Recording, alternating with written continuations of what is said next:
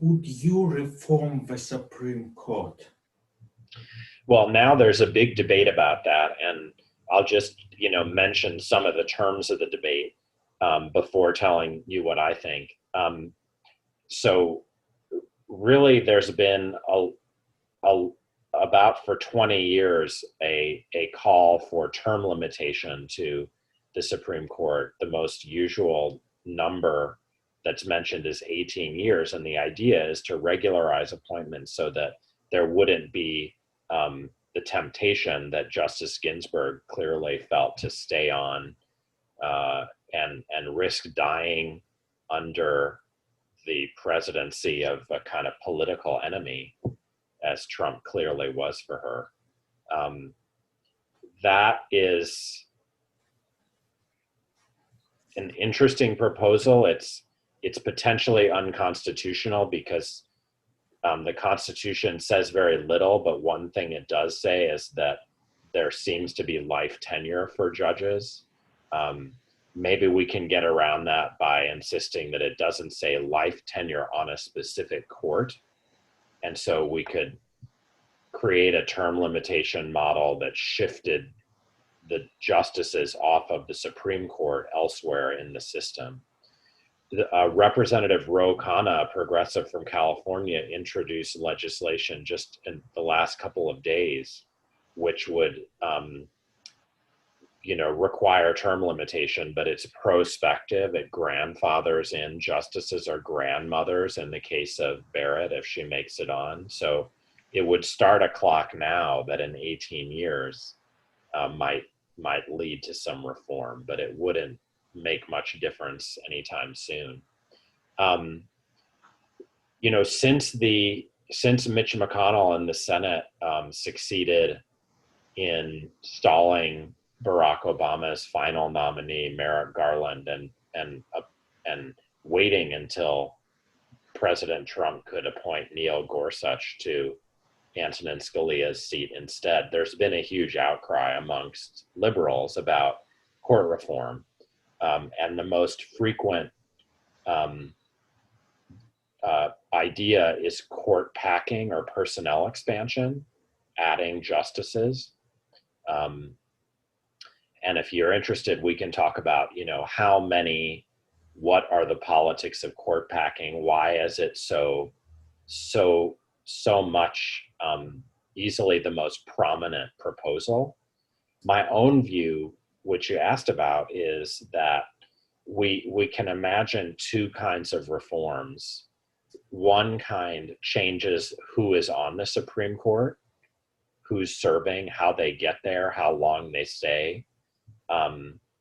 My own view is that we should have a second kind of reform in view, which changes the importance of the Supreme Court by returning some of its power to the political branches of government.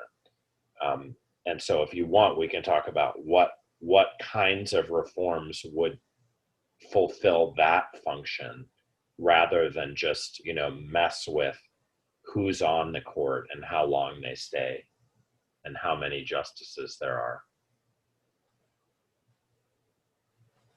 You mentioned the so-called jurisdiction stripping in an interview with Katie Halper.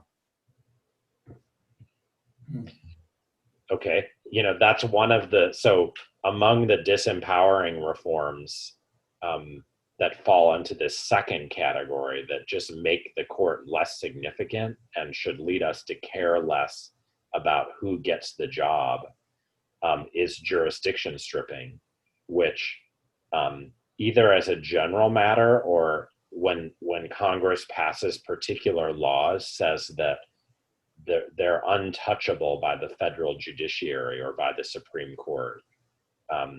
We currently have a Supreme Court that avoids laws or just rewrites them by voiding them in part. And jurisdiction stripping is one approach to keeping that from happening. There are other similar remedies that work in a slightly different way. One is a supermajority rule on the Supreme Court that requires 6 or 7 or 8 or 9 votes, if there are 9 justices, for constitutional invalidation to take place. And the idea of that one is that we want to reserve room for a Supreme Court to be able to find, flagrant violations of the Constitution, within its jurisdiction. But what we want to avoid is having a narrow majority of 5 or now 6 right-wing justices play havoc with the popular will and Congress's laws. And so the effect of a supermajority rule would make it very hard for a small number of justices to use their power, and in a sense would have a disempowering effect. There are other disempowering reforms that we could mention. You could engage in docket control. You could take some power away from the justices to determine what cases they get to hear.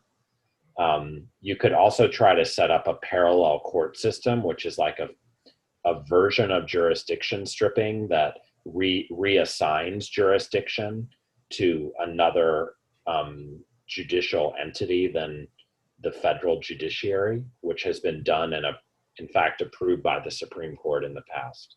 So these are all disempowering options, and if any of them worked, they would make democracy more important, because we would have to solve our problems in politics, in getting our representatives elected, and not to convert democracy into the politics of judicial appointment instead, which sometimes seems to happen, like right now.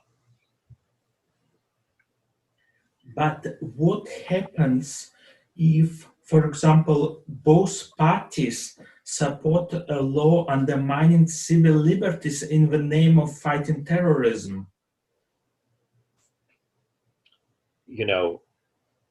Democracy is not a guarantee of good outcomes.